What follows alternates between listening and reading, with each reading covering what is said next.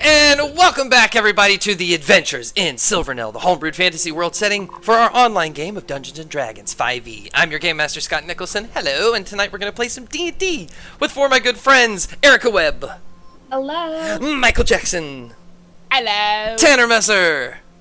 Hi. And Ben Dale. I am just a guy. This is an M-rated stream, which means it's mature because we do a lot of crazy things. Cthulhu is literally killing thousands of people right now. So, get out if you don't like that stuff. But please stay. I think you'll learn to love it. Yeah, anything else? New rooter options, check out at the bottom if you're watching us on Twitch. The more you watch, the more you like, subscribe, share.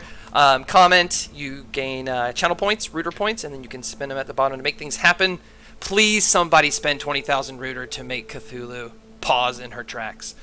Right. It would be really nice. We know y'all got it. Looking at you, Father Gressive. I'm at 12K personally, so I don't know if I'm allowed to jump in the ring, but I'll try my best. You gotta find a way to give them to somebody. You gotta figure this out. I got Yeah, because one person has to spend Pass it. the rooter. Anyways, see you after the intro.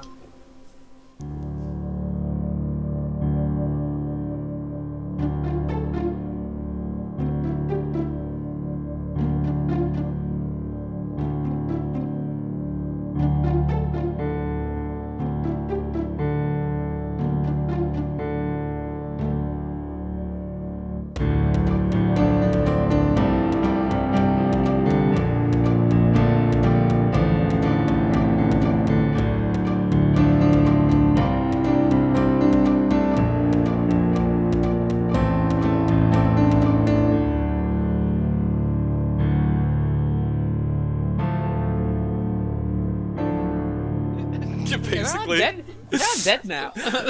We're just reminiscing about how that intro is funny now that we're not at school.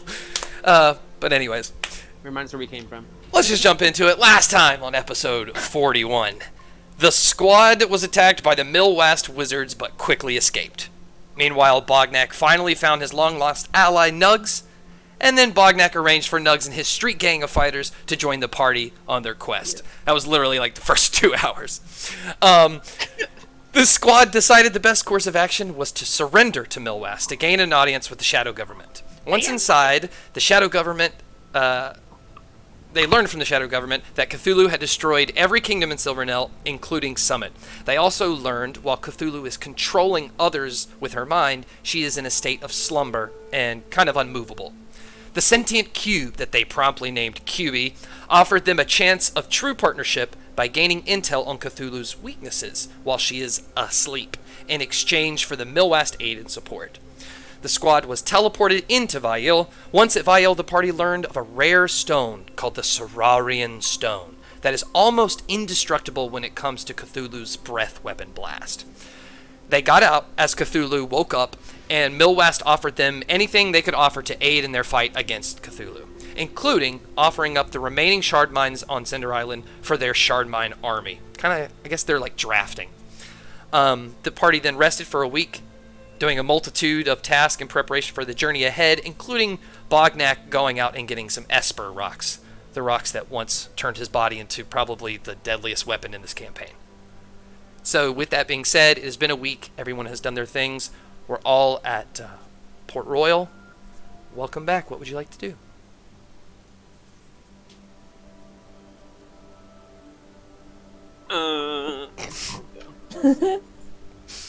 It's your world. Waking up, it's hello world. Just top of day, there we're at. Yeah, pretty much. Yeah, it's morning time. Yeah, I guess Penny's running shard mine training as usual, so she's got Morton's out, Clea Nile, trying to get everything in order so that everyone is effective, and she's going through that. And she's gonna spend time going through the commoners and making sure she has things for them to do. Gotcha. Which I do have a list of. If you're curious. Yeah, read this list. Yeah. So there's 3,000 civilians. So 350 of them will do be an underwater surveillance unit, and they'll be spending time with Clea Nile and Penny talking to the animals and being underwater and trying to have some eyes down there. Mm-hmm. 50 of them are claimed by Livia for their baking things. 400 of them will be on forager duty, finding food and stuff around Port Royal for them to eat, because there's literally thousands of these people. Well, they don't have to eat, but for us to eat, for the other people's. 200 of them are working on ammunition, so making stuff for the cannons and arrows for the archers. Okay. 500 are going into pirate training, so those 14 pirates are now going to teach these shard mines how to operate ships, for those that don't know how to, so we can start to get some naval energies, because there's no more land, so I guess we have to use the waters, and having a bunch of people who can sail ships will be helpful, and so they will learn how to crew and sail ships, so that'll be covered. Bop. 250 of them. I didn't realize that we were that they had like drafted them. I thought they were being shady about that. So they were gonna be going and like making sure any other still enslaved shard mines could be like freed. They can be part of that organization, like the organization of them all together. Unless you want to use them for something else. I guess I'll hold those for now. I'll put a thing for that, question mark for that.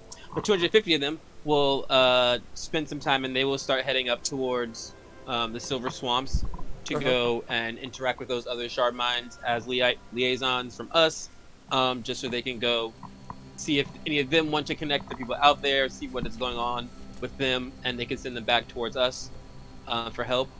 100 of them will spend time just reinforcing Port Royal and just making sure it's more of a base and more of like a standpoint, you know. Cool. And then 200 of them will work on crafts. Cause they all have like, I assume they came from like, they would have like some sort of craft skills. So these people will be doing making objects and stuff like that. Like a cultural part of this army, like a.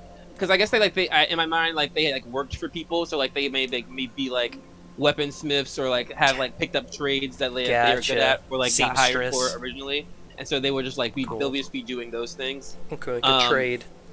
Yeah, and then 200 of them will just be like kind of like servicemen, and they'll just like be going around making sure everyone has what they need and kind of like communicating for everyone. They'll be like the ones jumping in mines, being like, "What's going on over here? You guys are good," and they kind of help us communicate since there's a fuck ton of these dudes. Hell yeah! And that's 3,000. Well, hey, I guess gain a 2,750 because I missed those 250. Gain a GM inspiration for that. Good planning. Hey. Thank you. Nice. So you've Especially Penny in my car, I was stressed. over this time, I guess in this next time is just going to make sure that those things get organized into the groups and get started. Perfect. Yep. Cool. As the weeks progress, I'll let you know what's being gained and added and organized.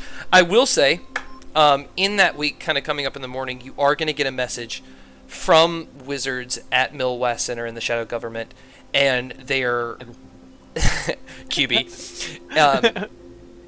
And when you need it, they are going to offer you big galleon ships. They have up to 10 you can use. So for our pirate trainees. That's what I'm saying. You have a lot of those pirates. Those galleon ships do take a lot of people to operate because there's just a lot of space. It's like 3 stories. So, but I think you have a good amount to get started. So that's also in your back pocket. So hopefully that works out. And then the relationship between Port Royal, the squad, the Shard Mines, and Mill West Center is just ask. And it can be organized because Mill West is kind of on a time crunch. All the kingdoms of the world have just been destroyed. Like, if there's anyone left living in those kingdoms and stuff, there's no way they're all just heading to Mill West to be like, we're going to join the cause. People are scattered. The world is in the apocalypse. So, yeah, time's of the essence. Okay, cool. Next. Anybody else want to do anything? Yeah, so this is like the morning, like that, like we're all getting back, like the end of the week that we did last session, right? Yeah. Okay. I'm just gonna go to B and Penny and explain to them, like, here's the rocks that gave me my powers before. Keep these in bags of holding. The 3 of us should be immune to them. Don't let anybody else near you when you're using this power. But like, it can be very helpful if you're surrounded or like, you want to do something. These can help you out. So I explained that to them. and I really drill into B. I'm like, do not open this near Russ. Do not, please God. He's like holding it as Bognak says that, and her tongue is like kind of stuck out of her mouth, like she's about to go lick it, and then she's like nods and stuffs it in her hair. I was like, you can lick it, I guess, maybe. I don't know, but I wouldn't advise it. That's somebody else. And then I just kind of wanted to do some general shopping, or like, the town people are just like, take our stuff. That'd be nice too. Don't know if that'll happen, but I'd love to try. Don't they all like fear me? I'll join Bognak on that, and we can probably just steal shit from them. Okay, they did tell you last time while you were there that why they arrested you and why they were fighting you last time is they're no longer tolerating you destroying their actual city. So they will grab you, bring you back, and teleport you out of the city. They'll do that on repeat if they have to. And they're saying we will aid you with these big things to battle Cthulhu. We're not gonna just like, oh, you want Mr. Murphy's bread that his family's made for 30 years? It's all yours. You know what I mean? We have a lot of magic items in these stores. Like if they have it and they can help the cause, they will. But it's not just like they're going to take everything they have and give it to. Right. That makes sense. That's fair. That'd be kind of us. We're just like, give us everything. Yeah. You made friends with America, and you're like, I want all of Walmart's specific cheesecake. And they're like, can we give you something from our treasury? It seems like a reasonable trade. So some of the items I was really curious about, maybe something that can help us with a little bit of mobility around the battlefield. So whether that be like a broom of something, like a witch's broom or something, like maybe help us get around a little different mode of transportation for the squad themselves. And rings of spell storing. So something for us to store like specific spells, helpful spells in, so we don't have to burn through spell slots, especially. So that the first thing, you want something you can fly. Yeah. Or other forms of mobility. Yeah, like anything that like could enhance mobility. Yes. So it's like my mind jumps to a witch's broom, but that's like the most busted form.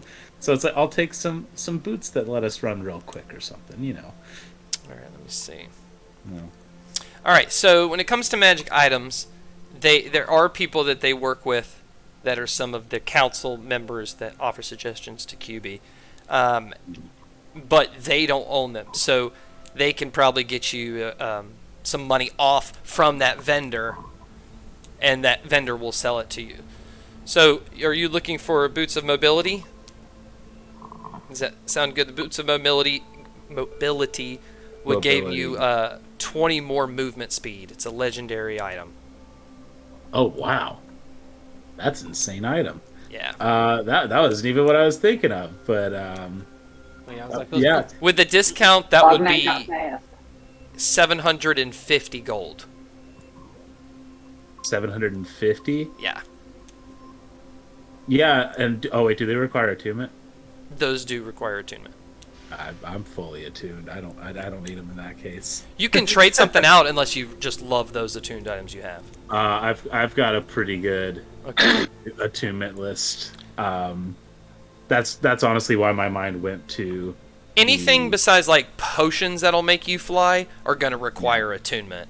Yeah, that's fair. So honestly, I'll probably buy a few flying potions. Okay, and then I'll buy a ring of spell storing as a gift for Penny, because I think Penny can make really good use of that. Out. Do you have attunement slots?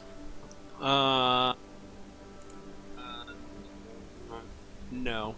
I definitely do. I have 3 full. I have my 3 full. Then I'll buy it for B. Like, B's probably got a slot. He's got an attunement slot. Why not? Not attuned to anything. Yeah. Well, and that way you can put spells in it, and then if you rage, you can cast spells from it. Yeah, I got rulership. I got rod of rulership, bit his belly, and then my hunger item. I forgot about bit his belly. Okay, so the potions of flying would give you a 40. These potions would give you a 40-foot flying speed. Okay. And it's 500 gold each. 500 gold each. Yeah. Okay, and for the ring? Ring of spell storing. They can get it from their vendor. You can hold up to 3 spells. Ooh, that's the price of the item. Oh, is it? Yes. Oh no. Like, let me get the world. Yeah, that's a big one. That's actually yeah. Yeah, the IOU. That's like, I'll be back after I fix 1,400 gold. There's a lot of gold. That's a lot of gold. And it's the only one they have in the city. Ha! Poor people. All right. Well, yeah. From that comment, I'm not buying a gift for B then. So I'm just gonna buy 5. I'm just gonna buy a potion. Yeah, if she wants it, she can buy it herself. I'll do the potion of 5 for 500. Okay, cool. Yeah. It is a really good item. I would recommend. But that flying potion does last 10 hours. Oh, geez. Okay. Unwillingly? No, willingly. Okay. See, when you're thinking for like me purchasing, Erica says like, yes, great idea. B says, I have to give 1,400 shiny nice things for one thing. No. I'm stealing it. B, it's a really good thing. It's Might have it's hand roll for me to steal it anyways. Oh wait, shit, they're watching me. God damn it. I was like, they're gonna see that anyways. I'm like, Just like anything you want to trade B, just like put something on it makes it look shiny. B, what if you take like a few of the shiny gems, like 3 shiny gems you have, and do that? That's way less than 1,400. it's like, my shiny gems. Those are hers. Trading 3 things for one thing doesn't make any sense. I go to the clerk and I'm like, do you have any shiny buttons or something that you could throw in the deal? I have some really shiny copper buttons. I mean, if you want to give me like 2 copper piece per button. Yeah, I just slide him 2 copper pieces. I'm like, just throw that in the deal. Like, Okay, here's a couple buttons too. B's like, ooh. Like spits on one, rubs it a little bit, like picks it up. She's like looking at it. It's giving like the ring, like holding it up like that. Gollum. Yeah. And she just goes, fine, I'll take it. And then like throws even more, not knowing. No, whoa, just the 3.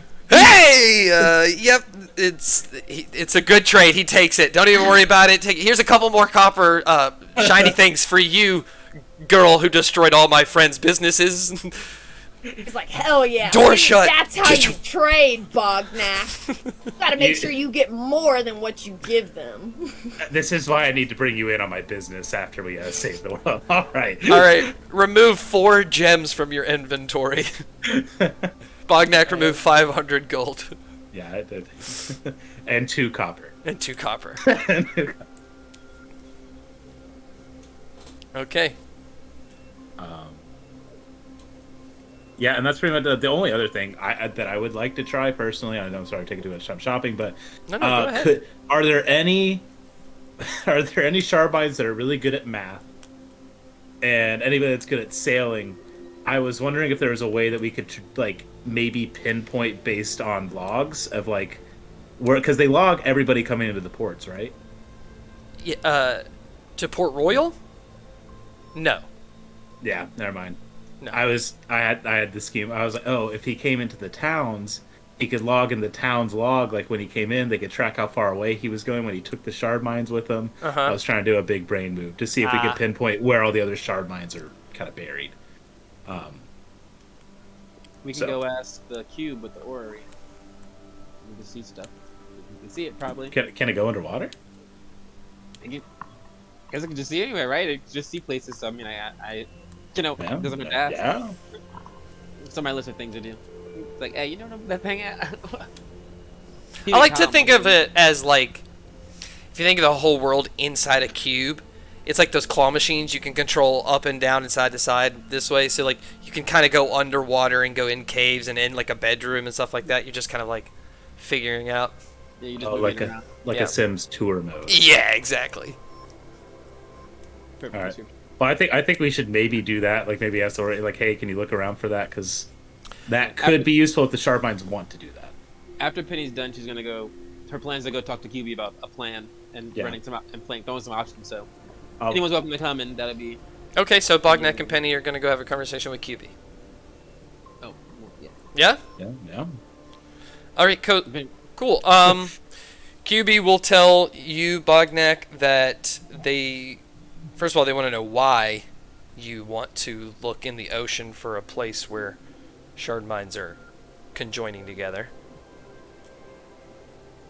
Because the thing they're gonna turn into, we kind of want to know if we can use it or not. Like a big beast to fight against Cthulhu? Well, we only have heard speculation of what this could be, but any weapon, I suppose, is a weapon. But correct, it's something to fight against Cthulhu. Okay. When they were before together, if they could stop Cthulhu, I mean, get them together again, right? I mean, Okay. QB computes it, gets it, If you can make it so. points out the irony in wanting to release them all, but kind of needing them all together once again. But likes the plan that is being moved on. They will scan with their orrery through the ocean. Do you have any reference point of where to begin? The Silver Seas is a vast part of this world. bring Vorb. It's like, yeah, we that, the only reference we have is that map that he had in the pirates in the captain's chambers. That I remember had some stuff on it, but outside of that, I don't think we have any. Okay, so of QB any will of just request that you bring Vorb, and then they can work together if you don't mind bringing the map and Vorb back to work with the orrery. Yeah. Okay. And any update on the rock with the S name? The Serrarian Stone. Yes, they have actually located a part of the Titan Peaks that's accessible going around the B2 Peninsula until the Silver Swamps. And then on the back of Titan Peaks is a Serrarian Cave, which is rumored to house an enormous beast. They have some speculation of which beast it is. They've kind of narrowed it down, but they're too afraid to pick one or the other. Does it, and Yes. Tip on its toes, my kids. Oh my god. First of all, you're going to see QB for the first time ever retract in fear at the thought of it being that which must not be named. But they do think it is one of the dragon gods, possibly Tiamat. is that a good thing or a bad thing? Well, TNQ? they've seen this part of Titan Peaks before with the orrery locating other things, and they've never seen Tiamat there. They don't know. But if it was Tiamat, is that a pro for us, or is that another problem on the battlefield? In your professional opinion, as a supercomputer and all. QB tells you dragons are one of the most intelligent beings on the planet. However, Asgarath proved to not be so intelligent in his endeavors, so it's a coin toss. But if you've already amassed a shard mine civilization and you're mobilizing against the world's greatest threat, perhaps the intelligence of the dragon can understand what's at stake, but it's all about how you talk to a dragon. Well, that's a wild card right there. Or That you avoid the dragon and just get the Serrarian Stone that you need and get back. correct. Just hearing about the beast since I've just piqued my curiosity, if you will. But seeing Fatality that other day just reminds me, people love to have these puppets. I remember reading about Abza, and he had these duplicants or something they call them. Everyone has these machines they like to use. Perhaps we should stop fighting ourselves and perhaps get some things to fight for us. QB has heard of the duplicants. However, they were dismantled many years ago when the Warforged from Canterville brought in their sentient machinery knowledge into Ravenforge, and it went from robotics that people control to life and robotics themselves. So duplicants don't really exist anymore. They were also horrible. Sounds pretty like scary to get trapped somewhere and just like not knowing someone walking around in your body like doing all this weird stuff, but Yeah. kind of cool. Other options. Oh, we do have this, and Penny pulls out the vial of doom. She's like, we've got this concentrated poison that may work. Perhaps if we can get it into a way we can get it into Cthulhu, perhaps it could, it's supposed to be able to destroy lots of things and people, but perhaps we can and get it just in her leg, and then it just, oh no, Father Aggressive redeemed. Ooh, Penny has a breakthrough. Penny has a breakthrough. Spending all his rooter. The time. He said, I'm his favorite daughter. Okay, so very well timed. Penny has a breakthrough. So Penny, just perfect. So while you're talking about this, before the sentient cube has anything to really say, you're gonna think back on when Cthulhu was controlling lots of people and asleep, and maybe have the idea that if we know the position of Cthulhu, and we know if there is a large amount of people that she can take over to a goal, we can use the time when she's asleep to get directly to her, or close enough to her to long range shoot that into her.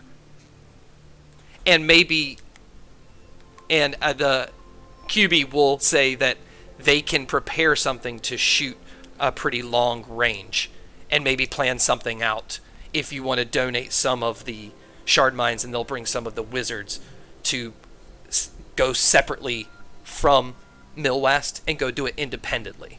Like, thank you for the idea that you just had. We'll do it. And look at Bognak. Yep, it's the best shot we've had. I mean, I kind of forgot about the poison. I was hoping that we could find. I was kind of hoping we could find that gnome lady before, so she could make more of the poison. The dead one? Yeah, the dead one. The dead one. Yeah. We don't talk about it. But Well, honestly, in my brain, what I've kind of imagined, if I would be honest, is some sort of because Cthulhu's this big monster that Vital rides on, so I want a big monster to ride on. But then imagine it has, I'm sorry, what's the name of that rock again? Sorarian. A Sorarian shield, and then a evil poison blade, and it's just beating Cthulhu's ass, and then we have to kill Vital, because I think that Vital is controlling him, or her. Ooh, I keep misgendering Cthulhu, and she's watching, Lord. And I think that Vital is ultimately controlling Cthulhu, and we need to get her out of the way. So if Cthulhu's busy doing a thing, and then we can get Vital. yeah, I also did like the idea. Yeah, that's a good idea. That's a good idea. The Or only problem inject is, how do we mine the stone? Because I tried mining some while we were on site, and let me tell you, it did not go well for my pickaxe. So. Okay, so first of all, Penny, because of the rooter and it's a breakthrough, it's not just an idea. I'm gonna also give you a +2 on all history checks that have to do with Cthulhu. Oh yeah. So history checks that have to specifically do with Cthulhu. Thank you. Give me the books. Speaking of that, how do they get rid of that? QB is going to agree that they don't know how to break it. However, they have recently had someone that traveled from Valinar. His name is Thad. He is in the Millwest Center. Don't you love? No. Yes, No. Thad is here. Thad was looking for his dad, and we stumbled upon him. And his family deals specifically in the mining industry in Valinar, a lot of diamonds, stuff like that. So they deal with some of the hardest stones around. And they've been picking his brain about it. So they have him in another room that you can choose to talk to if not. Or they can just tell them the things that you say, or vice versa. But he's there. Other than that, they have no idea how you will be able to cut this down or get it. But if you can get it, even in big chunks, like explode it or something and bring it back, then they can try to figure out how to cut it or shape it. How big is a teleportation circle? Teleportation circle is like, I don't know what it technically is, but I'll say 10 feet diameter. Like, it's pretty I big. think it's 10 by 10. Yeah. Because you can take multiple. So Yeah, big in old theory, we know a 10 by 10 round potential shield piece. Go pick up. Very true. They will send wizards there. They will teleport there and hoist that shit from the ground And then I don't know if you can teleport back with it. I don't think you can. They'll work on it. They'll work on it. They just meet us on the battlefield, and we just push it in front of us as we charge at Cthulhu. Just somehow. I'm trying to think of ways they can do it.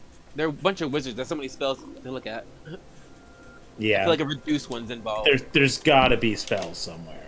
They feel like a reduce and like just put in the bag of holding and be fine. Yeah. Maybe a really strong animate object. They'll work on it. Don't you worry your Like an enchanted army armor, making villain minds that are somehow the good guys, common enemies. Man, if only we knew a mountain that was alive that we could convince to fight with us. Get out of here with that Alas, fallen tundra lore. That's not a thing in Silver now that I know about. All right, well, they have ships ready if you need it, if you want to go retrieve some Serarian stones, and they will figure out how to get that thing in the middle of the desert out. They'll figure it out. They can probably attach it to something flying. Maybe they'll figure it out. Oh, the map is updated. I see now. I'm Yes. looking closer at it. I'm like, oh, those are new. All right, what does everyone want to do? Can I say what I was doing while all of that was transpiring? Let's go. Let's see it. Speed processing Okay, here. because I had a thing. So I feel like Livia's like went to the kitchen at this point and realized how low we are on rooter butter with all the baking that's transpired and the bee and rust happening that transpired and more bee instances. So I'm like, okay, at this point, I know we gotta grow some more rooter. So I'm going to locate 3 shard mines. I need to locate an electrician shard mine. I need to locate a plant grower lover shard mine. Okay. I need to locate a rooter loving shard mine. Just to be clear, the first one you said you want an electrician? Correct. Okay. All right. Cool. You're hooking up some lights. Oh, we're having a grow shit, baby. Okay. All right. Yeah. Out of the thousands, there's gonna be those 3. However, the electrician, I will say there's those that are really good with candelabras and chandeliers and torches, but there's no one who deals specifically in electricity. There are a couple wizards that can produce electricity, but in terms of setting up a underground rooter growing basement with light fixtures, it might have to be candles and. He said I'm making a grow house. You know what? There's a wizard that's specifically good at producing natural sunlight in designated orbs. Perfect. That's all I need. That's what it is. There you go. Daddy Perfect. orb. All right, everyone aboard the Rooter Pineapple Express. Let's do it. Yeah, I mean, while they're like planning the downfall of Cthulhu, I'm like over Building an here empire. planning our rise from the ashes of an Yeah. empire, baby. So, Hey! I got plans. Someone's gonna need to celebrate when this is all done. Yeah, we need to be thinking long term, Rooter Empire. I like how we're like shifting back into like week-long thoughts now again. I love this. Well, we keep Technically, jumping, and I'm like, It's been 4 weeks and a couple days since you've left Dragontooth. 4 weeks and a couple Oh, wow. days. feels like a lifetime. Okay, so It's only after a that, week since the destruction of Summit and those other things, like since that big attack happened, right? right? It's been 1 week. Okay. Yeah, that Cool, week cool. was the shifting out of the people that Cthulhu was controlling to destroy those kingdoms. So roughly 2 weeks between her escaping and destroying Vail and the attack on Summit. That we just Right, and noted in my notes. also they're going to tell you that in that week, Cthulhu left that sleeping spot of Vail and bust through the Silver Mountains up to Colbrador and has made it all the way up to the tundra because the planet Earth shape kind of goes Ooh, up. she fast. Yes, and they've noticed she teleports. She can teleport a great distance as flying super fast. So she's covering great ground. This thing is very mobile. Do they see Fucking Patal whore. on her? Yes, Fatal is with That's Cthulhu. why I wanted the boots. They will also point out, it seems at a couple points that Fatal was not happy with Cthulhu. She seemed upset. Ooh, the girls are fighting. Some confrontation. Also, has the cube heard the name or know of Olivine or anything about that moniker? There was the old, hundreds of years ago, King Olivine Exos of the Bastion Kingdom. There was Dintharia, a long time ago, used to be the town of Olivine. That's also. There's a potential dragonborn in the mountains that Fatal might be making a beeline to. I can't remember off the top of my head. Named Olivine? Yes, yeah. Okay. He's supposedly all the dragon souls combined into one being. He's got drama. He's got a lot. He's got a lot going on. He's a troubled youth. The sentient, QB will go back and be like, wait a minute, all the souls trapped in him, would that coincide with many years ago when all the Dragonborn disappeared? Yeah. I'm pretty sure it's a direct cause of that. Because they got, well, I would assume that makes sense, because they all coalesced into that one being. There was a Tabaxi leader named Bid Kitty that made the wish spell for all Dragonborn to cease to exist. And knowing it's a wish spell, one of the most powerful spells in the world, that could have possibly been a monkey paw, so to speak, of that desire, is that perhaps one was born with all of it. That's terrifying. And that person must be caught and... Well, at this point, does it even really matter? They'll just be squashed and killed by Cthulhu. Well, I mean, the power to genocide a race with a single spell may be a thing we could use to rid ourselves of other problems, perhaps. They will point out how perfect that is, that Cthulhu eats souls. Maybe, I don't know, there's something there. More than a coincidence, for sure. Vitalis definitely has some investment in Cthulhu and also in Olivine. Well, so we know that. Our running theory... Yeah, go ahead. Our running theory on Olivine currently is supposedly he's immune to all damage, cannot be hurt, like just, like he is all powerful, but he's very crippled by all the souls and voices in his mind. So if Cthulhu could eat the rest of the souls and leave just Olivine, that would just leave an all-powerful being, is the running theory. Something potentially stronger than Cthulhu. And you believe that Fatal and Olivine know each other? Yeah, we have strong reason to believe. We saw the memories of them together. And Fatal brought Cthulhu here, so you're proposing that she brought Cthulhu here to suck out the souls of Olivine and make him all powerful. Yes, she did bring Cthulhu here to suck off Olivine. That is correct. Correct. Yes. Or vice versa. She is an edgelord. There is going to be. Oh, she okay. says she wanted to watch. So what QB will suggest is that when they found the spot in the ocean, however long that takes, they will then move the orrery to locate said Dragonborn. Does anyone have a description of what they look like? I mean, I guess the only Dragonborn alive. I was like, a dragon. And not dead. Okay. Who saw him at the school? Was it Cleonile? I think Cleonile is... Was it the one... Cleonile said she saw a Dragonborn, yeah. She did. Yeah, I remember someone saw him in a thing. But I think it was Cleonile. I think she turned into him at some point. Transform!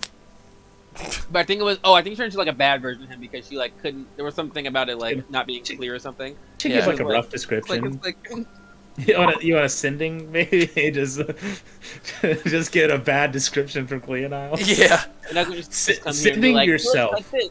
I just want to cut immediately back to Port Royal, and there's like 4 shard mines walking out of the water after fishing with fish in their hands, and they're just like putting it down and like looking at each other like, good job, and one shard mine just looks at the camera. That's Cleonile. Oh. I love her. She's everywhere. The door in the meeting room with QB busts open. This guy walks out, a human, kind of dressed in clothes like he's straight from the tundra. He's got a hat backwards. He's immediately looking around. Dad? Dad? So this is definitely Thad, right?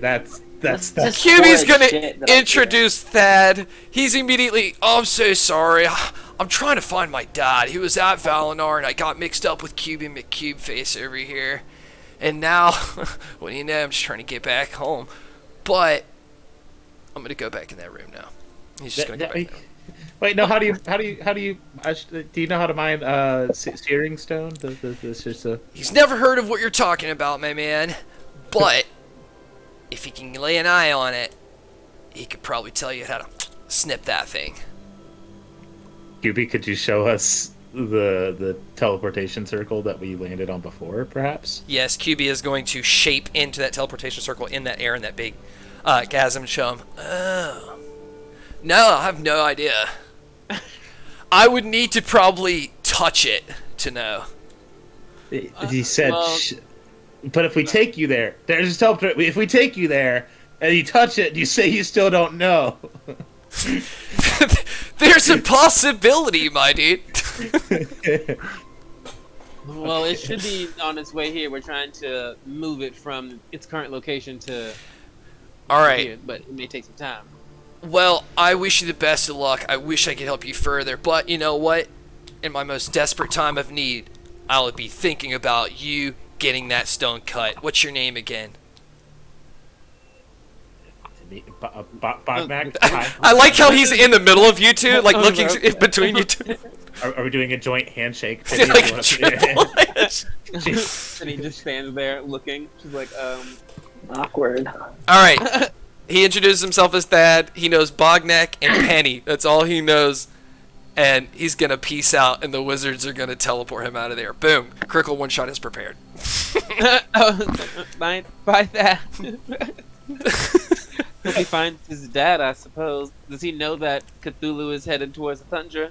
That's probably not a good place to go looking for anybody, but that's a him problem now. Maybe we should have taken him to that rock. Oh, crap. Yeah, as the wizard's taking him out, they're like, by the way, Cthulhu is destroying the world, so when you get back, you might want to tell everybody, you know, the British are coming, the British are coming.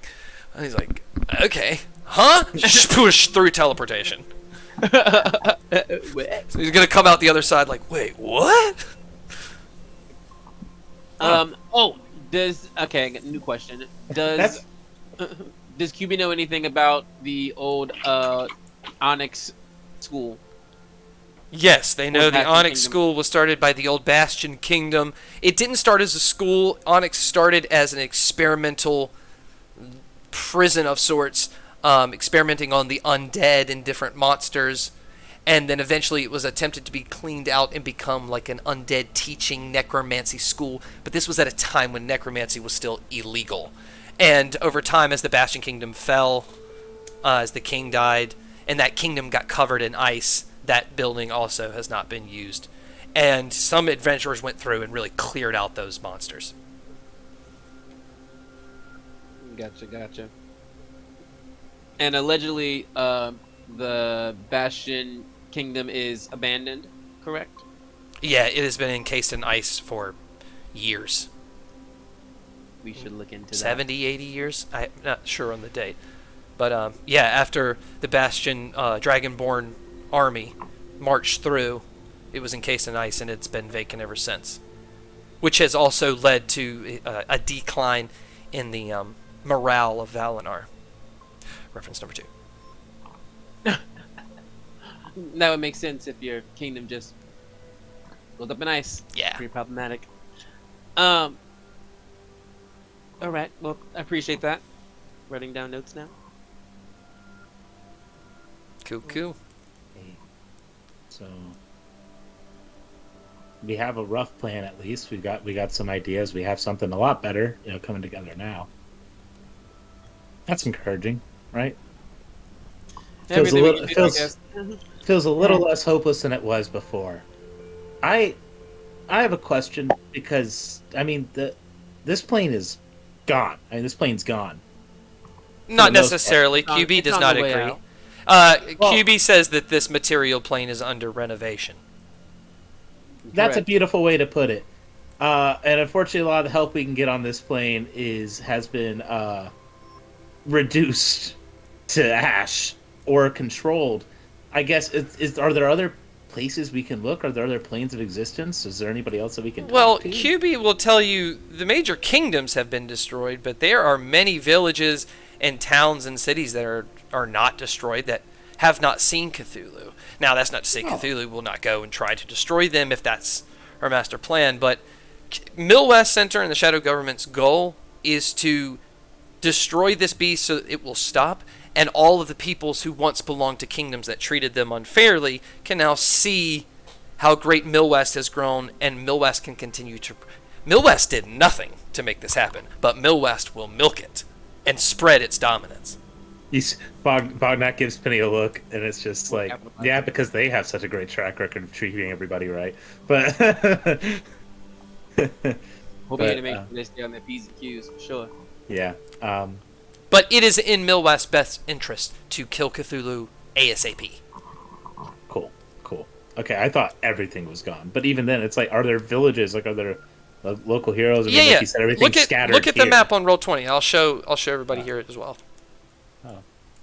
Yeah, it's a So big place. you guys are right here on this island. Everywhere that Cthulhu has destroyed right now has like rubble over it.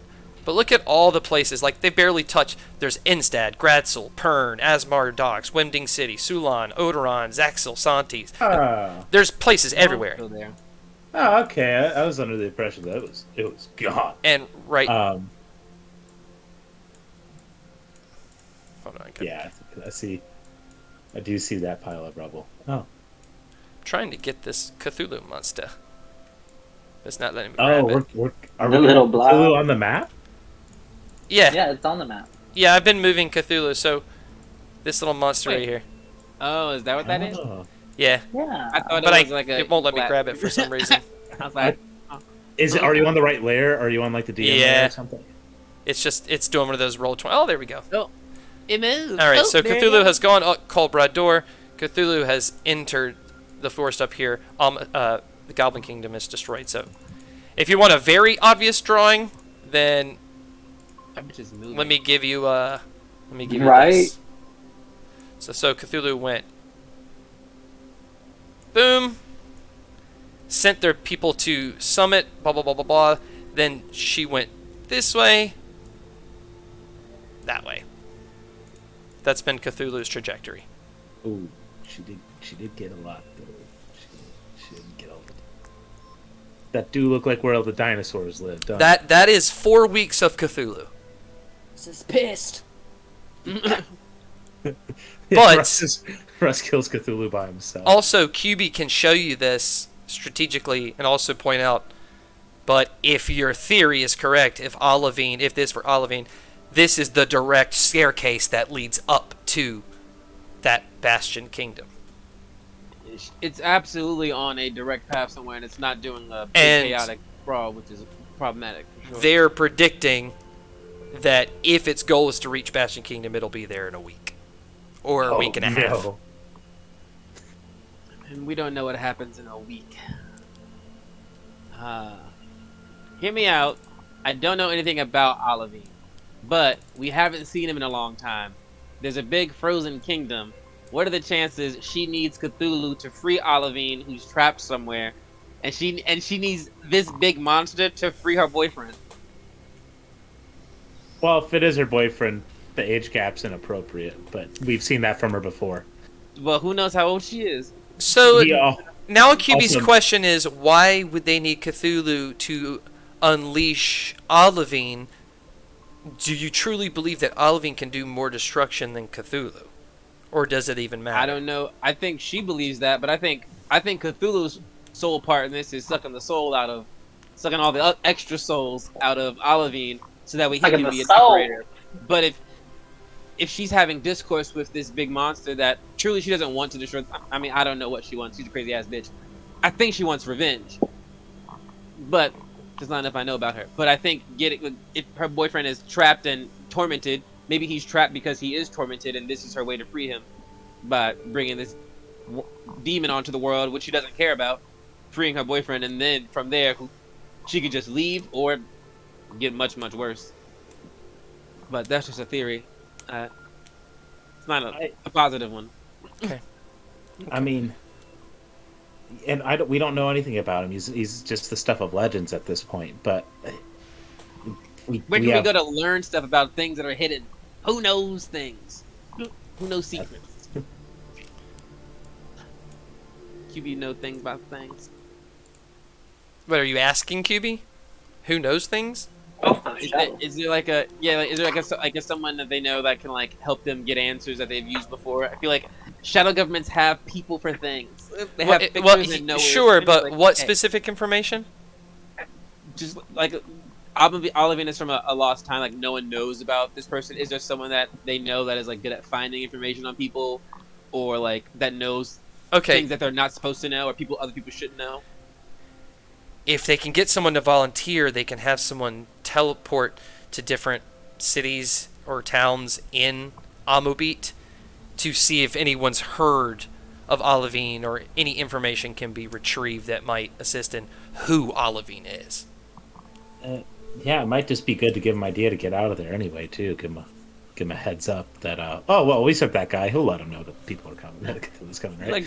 How do we know how to feel about surely that'll be a really fun adventure to watch for anybody. Tomorrow night, perhaps. But, yeah, I mean, honestly, at this point, if a wish spell caused Olivine, can a wish spell get rid of Olivine?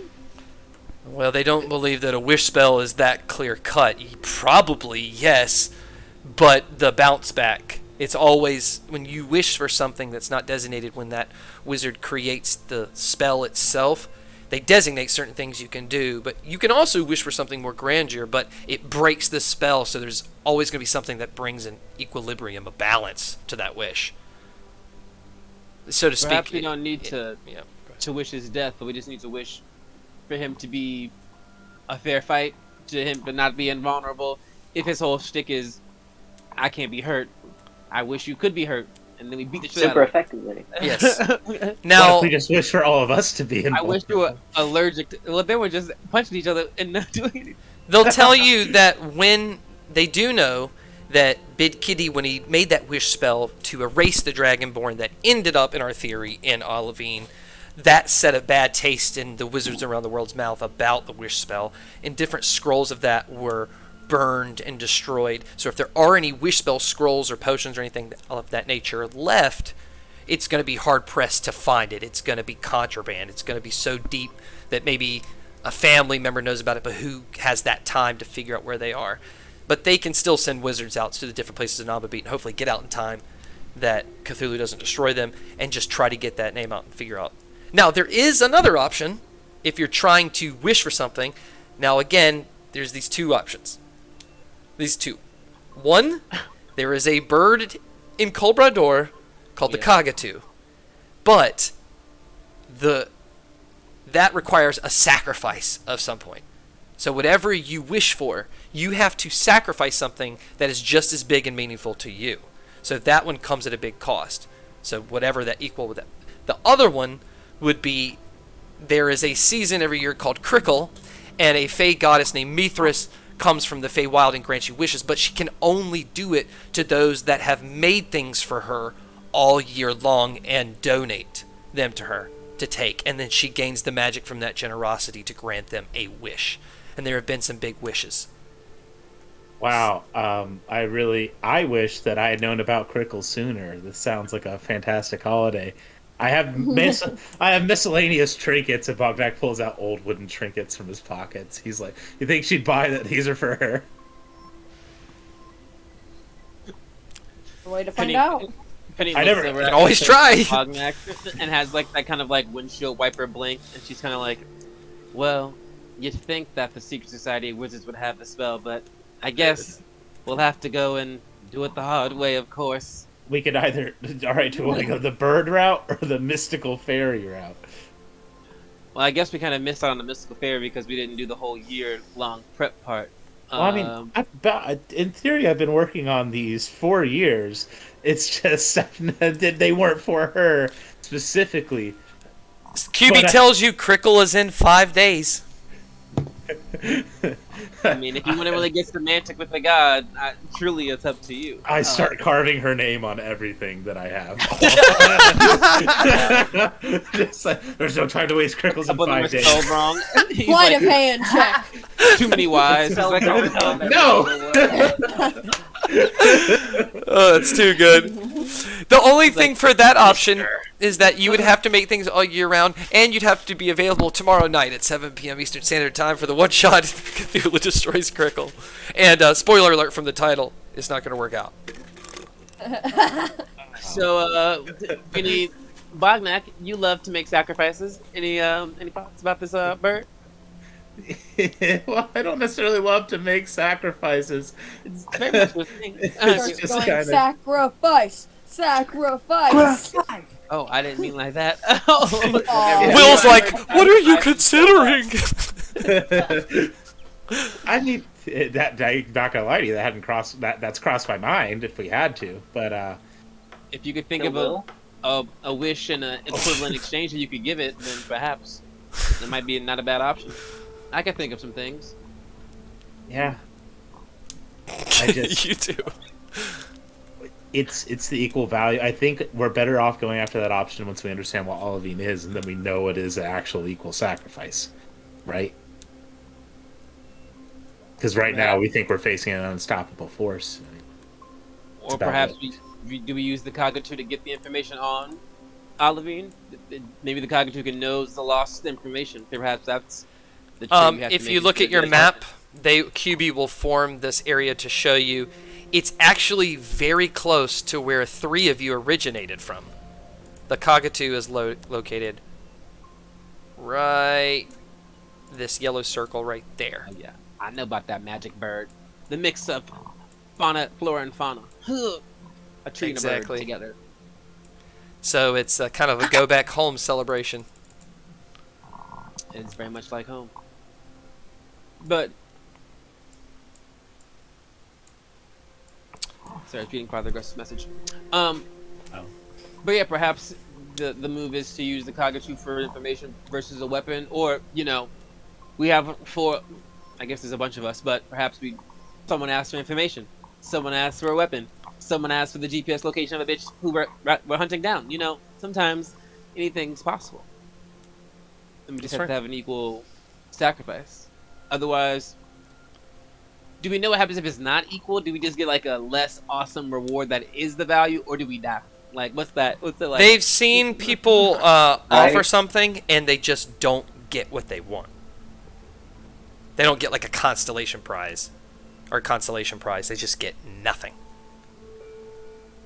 Okay, at least they didn't die. It's a Gene Wilder, Willy Wonka situation. Sure. Yeah. It's a true sacrifice at that point because you're not getting anything. I mean, I'm down for it. I think Livia's whole thing is killing Fatale, so I'm sure she's down to give an arm or a leg or two to find that bitch. So that'll solve one problem. And if we can kill Fatale and stop Cthulhu, perhaps our little dart will handle Cthulhu, and we can distract them. But taking out Fatale, we know will be quite the task.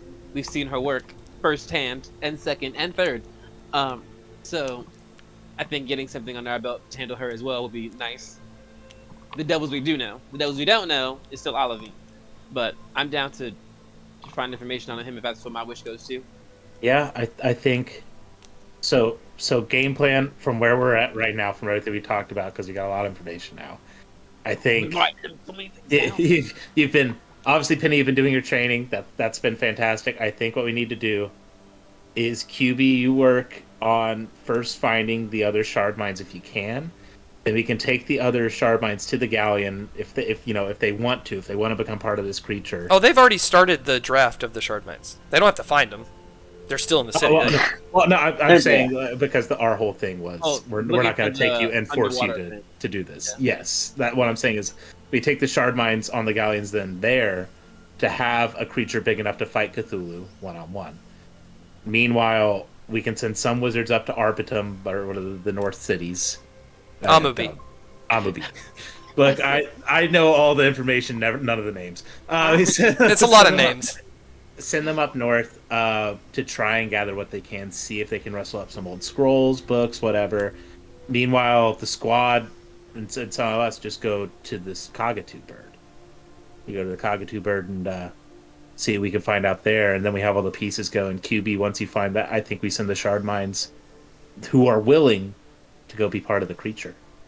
Okay, just to let you know that the Cockatoo is in dinosaur-heavy jungles. It's very far away and is dangerous. So prepare to fight. We have the dinosaur expert. We also have people who can talk to animals, so that's good. We also have B, basically a dinosaur. Okay, yeah. As long as but you're aware of do the we- situation. Do we know about Hate that. getting in there? Like, we know it's near Ardinia, but we assume that teleportation circle's down. Do we have any information on ways to get there from anybody, or like, are we walking from like? Looking at the where map, we are is far away. We ain't walking. Ardinia Kingdom is destroyed. We can maybe surmise that the teleportation circles are still working in Ravenforge and Veilcast. Veilcast would be the closest, but that's also really close to the path that Cthulhu went. They can, after they're done looking in the ocean for this place with the shard mines, they will, and after they're done looking for Olivine, they will then look there, or they can probably look there really quick and see if Veilcast has been destroyed. But those are your two options. You could be teleported there. Yeah, I think Veilcast, because that's where the substratum is, and that's B's hometown. So Yep. I'm sure she want to check on her peoples if we're in the area, and maybe that will help us have the home turf advantage, and we can have some animal enforcers or substratum peoples. I don't know what they do. Like, I know they're like stabbers and stuff, but I don't know. Or maybe some Veilcast wizards. If it is a destroyed town, we would love some refugees on our side. That's always great. But that seems like Sacrifice them. Bognak, you've been hanging out with people too long. Calm down. What? Okay, so But yeah, So while we're doing all that, and then we still have the people looking after the Caesarian stone, or like trying to. Saurarian Stone. yeah, they're like trying to pick that shit up. You want We've been to? dealing with that for a long time. So you want people to try to get that teleportation circle? Yeah, like physically, like. Okay. Yeah. Yep. Yeah. So they're sending people out to get the teleportation circle. They're sending people to the cities of Amobit to try to gain information of Olivine. They're sending the shard mines, or you're going to help orchestrate sending the shard mines on the ships when we find the location that we're looking for with the ornery in the Silver Seas right now. Yes. And you want to be teleported to Veilcast so that you can... who's going? I assume the core. QB All the will tell important- you The important. that is the Shadow Government will start its duties right now, and while getting the shard mines, you guys just go back to your port and figure out what your team is going, and then when you come back, we'll have a wizard teleport you there. Yeah, because we'll go back. Yeah, I'll have to talk with the shard mines. I'll pick up the people who are coming with us, and then we can head out, and that'll be perfect. And that'll be everything on our list. And they already have the vial for the dart thing. That they already took that, and they were going to go do that. So Right. That's it. Mhm. Yep. Oh yeah. We got a lot of contingency plans in place. Yes. Yeah. Yeah. I hope one of them works. That's the plan. Is that at least one of them works half as well as we hope it does. And Yes. then we're not that fucked. We're just that fucked. So every inch matters. Okay. So yeah. So we'll go back to Bognak and we'll go back to Port Royal. Every inch matters when you're sucking off Olivine. Let me tell you. Well, All right. No, just stuck in the phone. Oh my gosh. Okay. Different experience. We got our plan. We're gonna take a quick 10-minute bathroom break, and we'll come back in just a minute, and we'll go back and Port Happy Royal. soul sucking. Oh my God! See everybody soon. Happy solstice. I mean, soul Yikes. sucking. What? Welcome back from the bathroom break, everybody. If you've missed it, we have been planning. We have major plots in order, different strings flying off from the Millwast Center to plot the fall of Cthulhu. Right now, Penny and Bognak are returning to Port Royal to talk about the plan to go to Colbrador through the Veilcast teleportation circle to locate the magical bird called Cockatoo to grant them a wish. Over that break, you guys have traveled the couple hours to get back to Port Royal. You're back to Port Royal. All the shard mines are off doing their duties, training and stuff. It's only been a day or two right now, so not a lot of things have happened. But, yes. You're back. Everyone's back together. What would you like to do? Yeah, I guess Penny will start to try to gather the shard mines to have this little conference, little powwow.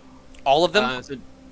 Yeah, so just thaumaturgying, attention, attention, and just trying to get everyone, and like she did at the boat when she first, I guess it wasn't at the boat. She's gonna gather on the boat, and she's gonna have them gathering in Okay, Port so Royal there's around so here. many that they fill the port in the water, on the building tops, on the roads, standing on crates, standing on barrels, hanging onto the sides of the entrance. A couple ships out there with them listening. One's down the hidden passageway, and they'll just relay the message out because there's way too many to fit in this port. Yeah. But this is And the the, hub of information. I And know per that- usual, before Penny begins her speech, Bognak gives her a little tap on the shoulder and casts guidance for whatever you might need. Perfect. Penny steps up. I guess she's already standing there. It has come to our attention that there is a creature, object of sorts that the shard mine are able to turn into. If you're aware of that, if you are unaware of that, I would like to make that presently known to you all. Now, I'm not sure what it entails to become part of this machine. There are some who willingly joined it, but under false pretenses, and I'm unsure how to remove you from it. But it is believed that it can be a very good weapon against Cthulhu. And so I'm here to ask if there are any volunteers from the Shard Mines who would opt to explore this route of becoming a being of greater purpose to battle Cthulhu as we start to prep for an army, start to prep for a war that surely will come before we're ready. Roll a persuasion check with your guidance. Okay, I'll roll guidance first. I threw it in my shoe. What the heck? What? It bounced so many times. That I got roll a will 3 suck. and- 15 plus 9 is a 24. 24. 90% of them are willing to do it. Oh, that's so many. Awesome. Unsure how many we'll actually need, but good to know. And, Bognak, can you just make little asterisks in these nips? Go just find this the is gonna roster take and just start to, down Oregon donor, just like just get a little bloop down in Megatron. Bognak found his next couple of days' work. Bognak grabs a pirate, you got this, and just walks away. We have people for that now. Where's Borg? Like, Yeah, everybody take one page. We're gonna have the A through D's over here, E through. if you don't want to go, please leave now. We'll Vorg make will room. help you telepathically tell everybody all of this as well too. Yeah, perfect. So And we'll just start getting a list of those people because it's not happening now. We still have to find the place, so like we just want to preemptively ask them. So that's good, 90%. And then I will tell. I gather B and Livia and Bognak and the Thruple and any other important NPCs who we need. So Will, Russ, and tell them about the Cockatoo and our thoughts on going to Veilcast to if B wants to stop by and see if the substratum is still there. gain we know that one relationship point with Russ. He is so Excited to go see dinosaurs. And he will do whatever it takes to go to Colbrador. Great. Well, we're definitely going to Cobrador. Whatever it takes. Okay. Veilcast was in Cthulhu's path on their last trek, and so I knew B was from there, so I figured she might want to go. We had another option to go to Ravenforge, but I figured if maybe B wanted to see if home was still around. Oh yeah, I mean, they just yanked me out of there. Do you know how much money I had hidden behind walls and under floorboards and shit like that in there? They said it'd be pretty dangerous, so I figured having you in your home turf would be a thing that would be good for us. Absolutely. Oh, they'll remember me around there if there's anyone or anything there to still remember me. But let's not think about that. Right. And Livia, are you down to come as well? This is an open invite to you. I know we met you 2 seconds before we knocked this building over. So, but are you down to come? We're making sacrifices. I mean, yeah. At this point, I don't feel like I have much else to lose. Either way, I'll end up dying. If not by Cthulhu's hands, and might give my life up for a bird. I'm down for the ride, y'all. Let's do it. All right. Wait, quick thing before we go. So it was like, who else? It's just the main characters. I'm curious. Maybe we should. Yeah, maybe. B, do you think maybe there's a certain spell you should maybe get in your ring? There's a spell that brings people back to life that I've heard of. Different than what was done on me, but if we'd had it at the time, that probably would have helped us out. Do you think maybe you could get somebody to put that in there for you, or some other stuff like like to make you harder to hit, or even Yeah, stronger? absolutely. Yeah. I'll ask around before we head out. All these wizards. As long as Yeah, it's a that's- druid spell.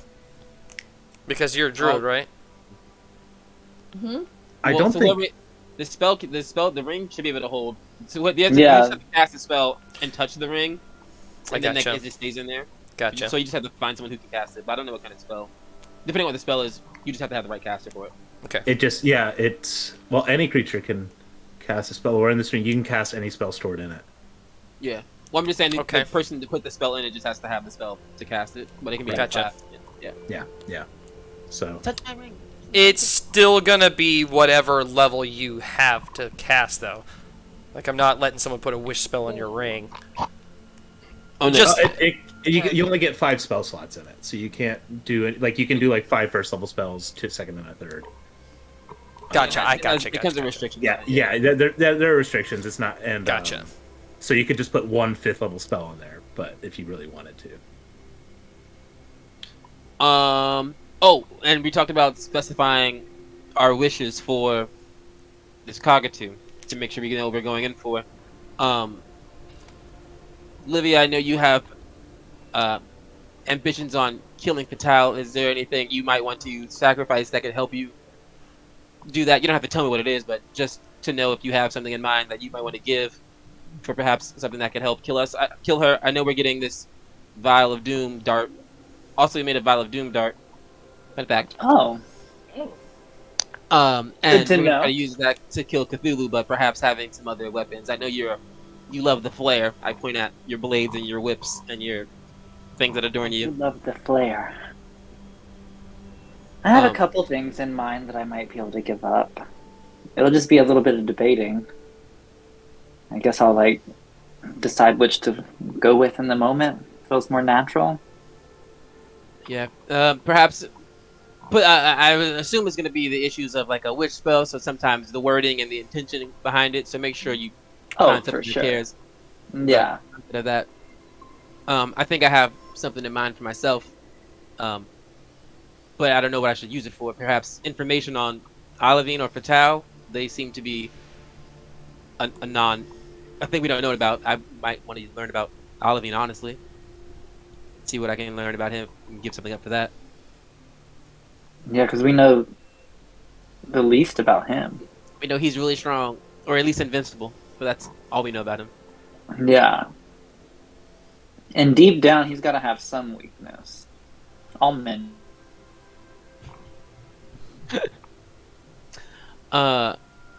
Bognak, your thoughts on the cockatoo?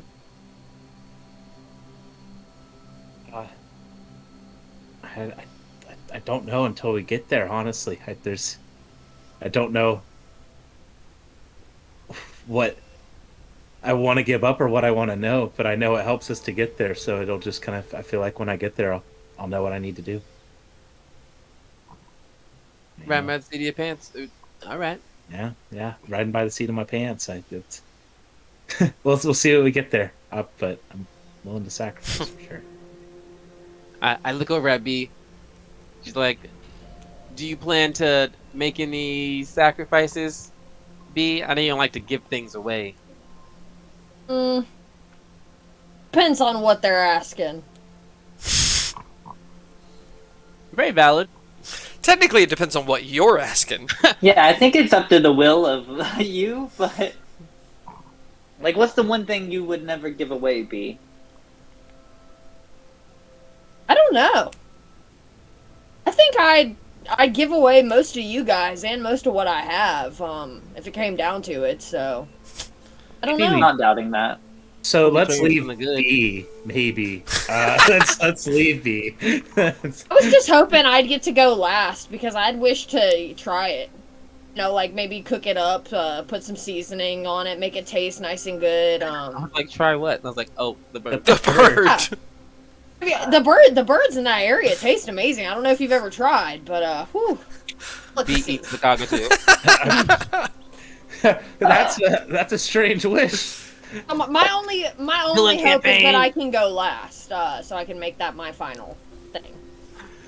All right, well, we'll make sure Yeah, he goes grab last. some of the rooter butter before we Oh, you're so slap right. that on there before you eat it up. Yeah. It's like I think I Kill still have two some birds, left one in my stone, you know hair, what I mean? and like literally runs her fingers through her hair like a comb, and there's just a bunch of grease like all over her hands. Can't really tell if it's like the rooter butter or if it's just being nasty, but you know, or like sweat, a buildup of sweat. But she rakes her hand, and she's like, "I think I got some," and then just like wipes it back on top of her head. Okay, cool. Well, we just need to go back to QB whenever we're ready. So, if there's nothing else we all need to do here, then we can start heading that way. Quick poll the room. So who's everybody taking? I guess. Like, does anybody have any NPCs we're bringing with? They might cover. Oh, yeah, I'm bringing Cleo on board. If we're gonna get attacked by dinosaurs, I'm gonna need Cleo and people who won't set me on fire. Yeah. people who won't Russ. set- I'm out. Russ. Looking at Russ. Set my ass on fire. Russ isn't looking at anyone. He's looking at the entranceway through the secret passage that goes towards Mill West. He's ready. Thinking His about bags are dinosaurs. packed. Like dinosaurs. Yes. dinosaurs. Yeah, little fuck. For once, he isn't in the shadow of B, even though he's technically taller, because he crouched to be in the shadow. He's like just staring off at like dreams are gonna come true. That's I'm gonna see dinosaurs. gonna see real dinosaurs. Russ, what if you get eaten by a dinosaur? He looks up from his book where he's writing part of the last edition on the last chapter. He's gonna look at you. A fitting ending for a king. Did you say king or kink? Pink. Yeah. He's just gonna keep writing and ignore the question, leaving you wondering: was it king or kink? Bognak's gonna not be asleep tonight. Piece of shit. Does he ever? No, he doesn't actually. I will bring Nugs. I think if we're allowed to bring somebody with us, I think I'll like Will. I think needs to stay with the ship and like help him guide it. Okay. But I'll bring Nugs along. Okay. So Yeah, Will's totally okay with that. He understands. A jungle with dinosaurs is not a place for a ghost. yeah, no, it's the sea's your place, and I'll be back. For He's you. actually gonna ask, is there any way that this gracious Millwest Center can give us more information about a specific family in Vail? Is there a way that... You've told me that it was destroyed, but if... I'd like to go there.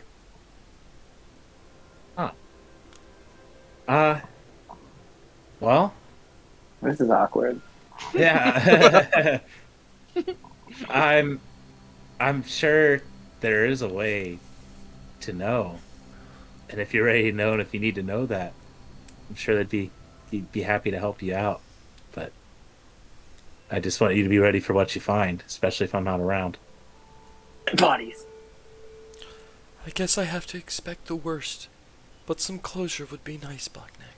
Yeah, and right now, I told you they're good souls, and they'll be okay. We'll be able to find them. But if you had any descendants that were part of this plane, that were alive now, that were still, honestly, I think they might be great warriors. And as bad as it is to think about this, they're being rolled by Cthulhu right now, right? So maybe there's a chance that we can get them out from Cthulhu? Roll a persuasion check with advantage. Okay. Bondage. So the first roll is a 15. and a 19. Oh. He's gonna smile and nod his head and tell you that whatever happens, as long as you two work together, he has confidence. Let me look how far you've come. How I far try- did it come? And also, I just want you to know, you've inspired me. And he's going to hold up his arm and bang his two arms together and say, "You've made me rock hard." Bognak's gonna ignore the feverishly right in the corner and give him a predator handshake. Just full, like, like both forearms just like locked in. Cool. So and cool. Nugs is just gonna like tap you on the shoulder. What the fuck is that about, man? Olivia pulls Nugs to the side and is like, "Read this. I got you. I'll show you everything, Nugs." It's gonna take the fanfic, just be like, "Oh my god!" Yeah, all of it happened. It's true. It's 100% true. Nugs, I Yeah, know you can't you've read. missed a lot. Stop looking at those pictures. No, I know you can't read. Most of it is pictures. Most of it is. Why'd you tell me it's a graphic novel? Just take it away.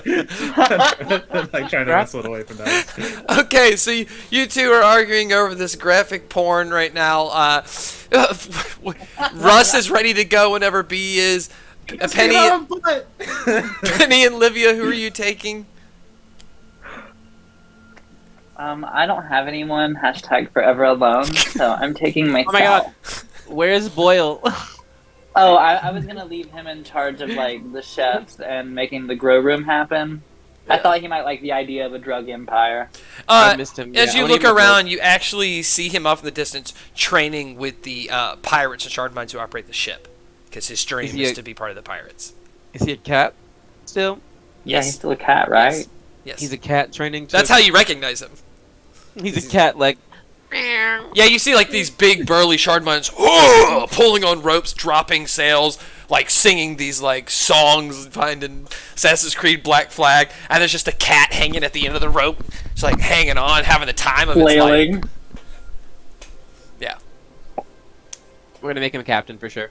We'll give him a hat. Yeah. Be cute. Somebody's Captain, my got captain. All those galleons. He's in one.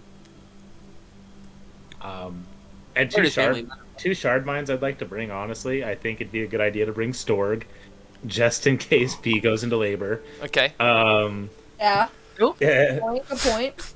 yeah, We have a shard mine midwife now. Shard do. mine midwife. Keep Storg safe at all costs. And Fizzorg, who is the one that scryed on Nugs for me before. So I think we've got powerful wizards. We're gonna fight dinosaurs. Maybe we should bring some of these guys. We've got 50 level 10 wizards.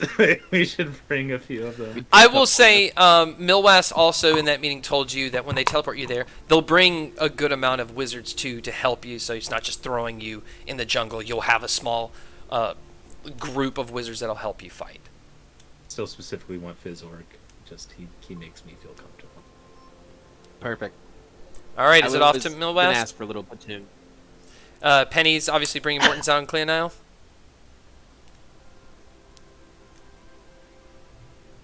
All right. No West it is. Look at Michael's frozen face right now. I That is so Oh. perfect.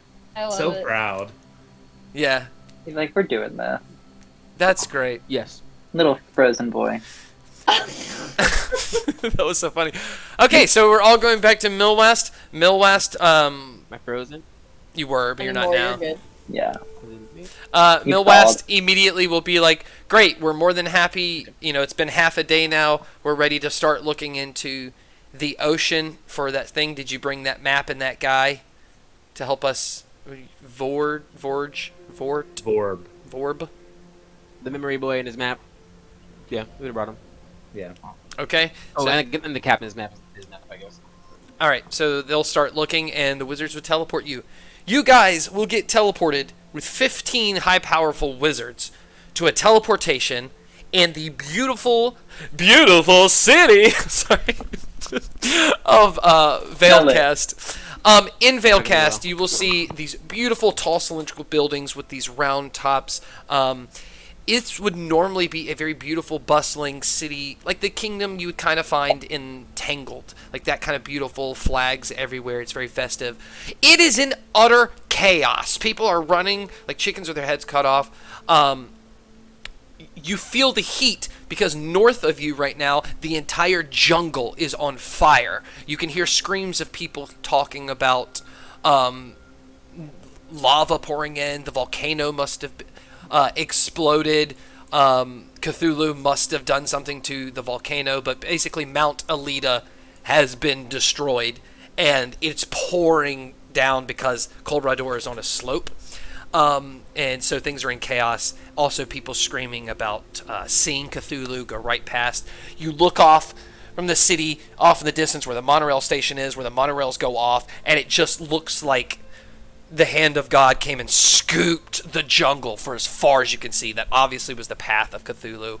And way off southwest a little bit are huge smokestacks. The tallest tree in the jungle, which is where the castle of Ardina is completely destroyed and on fire, and there's smoke rising.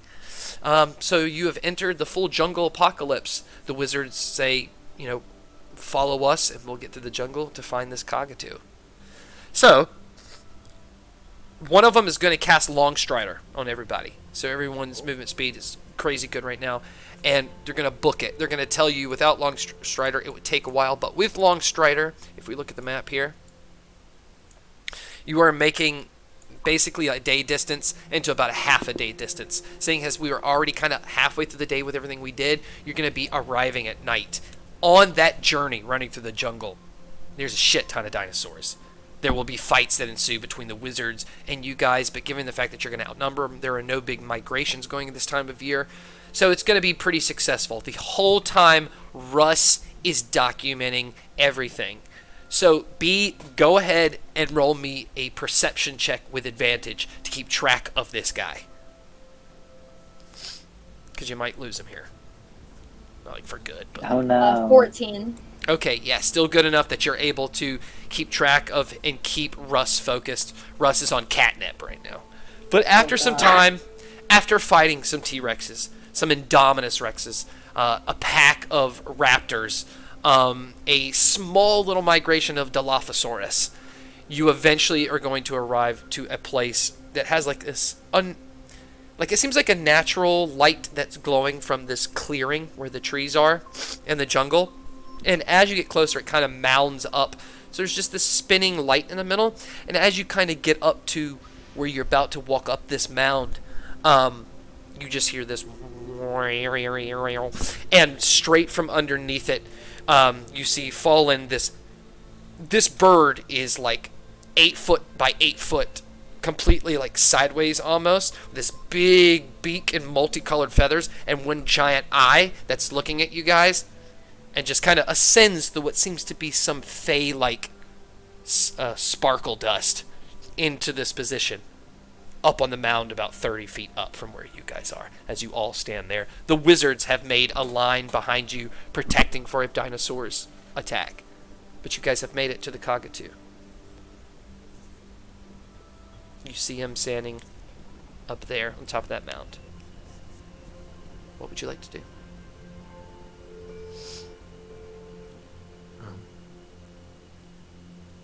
Everybody's hesitation, B yells up to him really loudly. Oh god. How good do you taste? Like on a scale from like 1 to 10, where would you put yourself? It's a good question. The cockatoo responds, "One wish requires one sacrifice." Oh, that's like a 2. I'm gonna guess like a 2. I'm gonna take that as a 2. It just blinks. She's eaten worse. It just blinks. He looks a little too clean and live for B's taste right now. Next. The cockatoo blew its nose.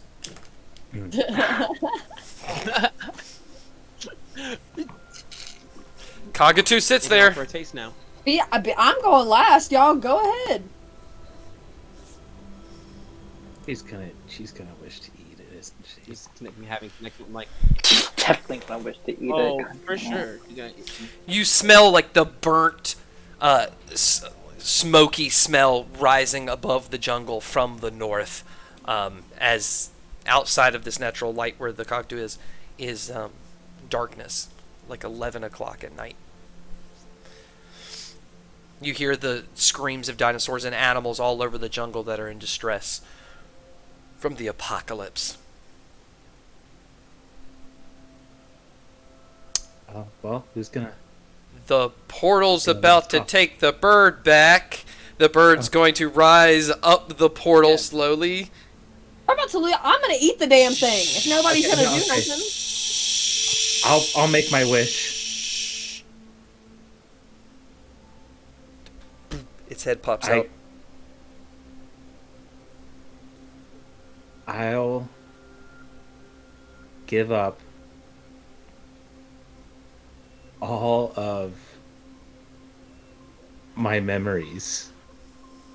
I'll give up everything I know. I'll give up my memories of Wingding City. I'll give up the time in Dragontooth. I'll give up all, like, I look around my friends kind of tearfully, kind of look at Nugs, and in exchange, I want to take all of Fatal's memories. I want us to both be amnesiacs in this world. Oh my god.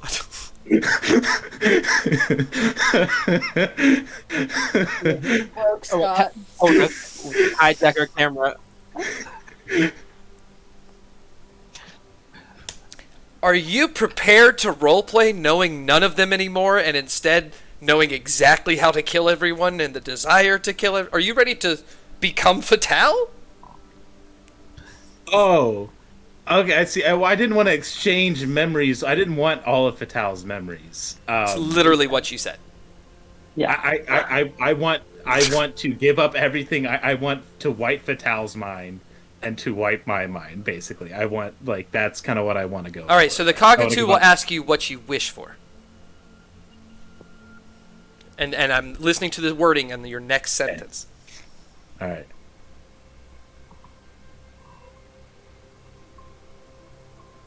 I wish for...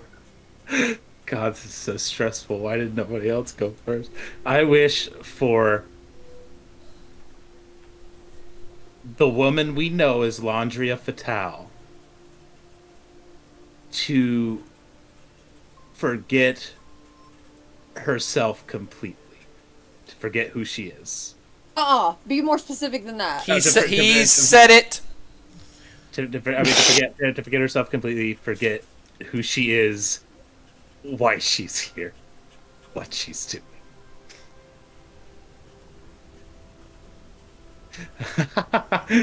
MJ just said he only got part of that, so that's fun. Okay. The cockatoo will go up into the portal. The portal will close. Shh.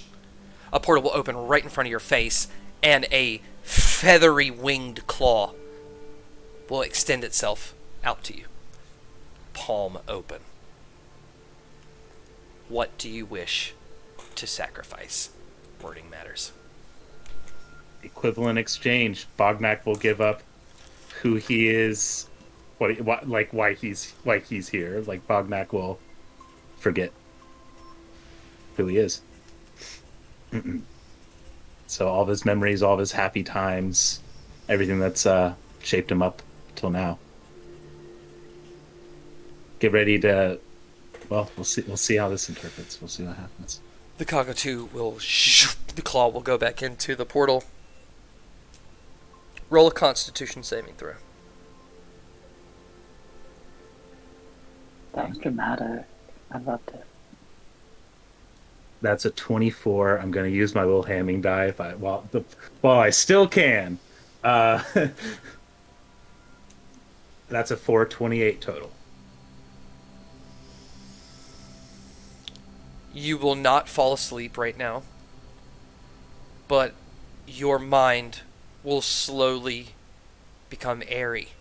Everything around you will become hard to focus on, but you will be able to still stand. You can still hear everyone. You don't necessarily know where you are right now in this moment, but you feel you are in some sort of transition.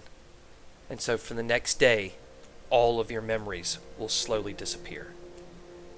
You have your memories right now, but I'm going to say you already just forgot who Nugs is, who is standing right beside you.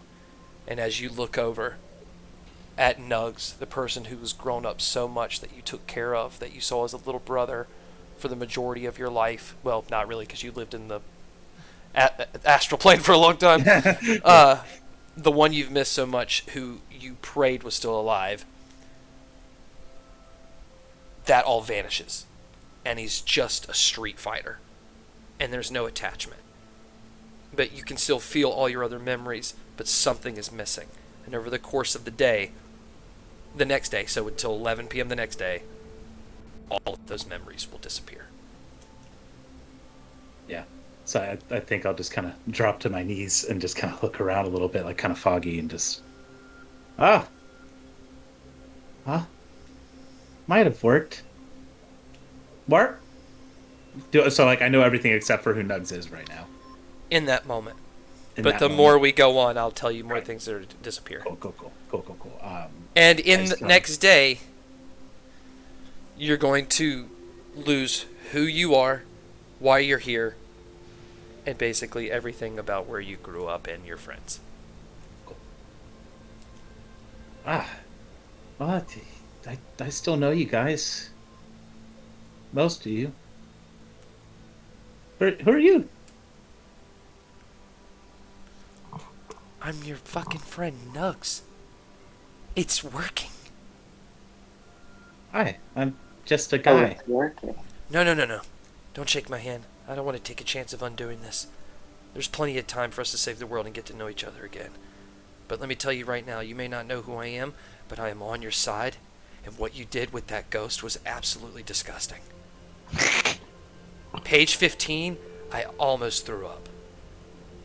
Oh no. It's true. And this isn't about, like, sexual These are written preference. down. We're specifically talking about what you did to a thing that felt nothing. Like, what is that? What is that?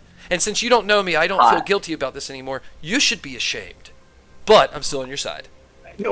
So wait, please tell me right now I still have the memories of Will, because I want to confirm. You do have the memories of Will. You do have the memories of Will. Bognak's gonna write down on a note real quick. He's like, you did not fuck the ghost. He's like, don't believe anything they tell you.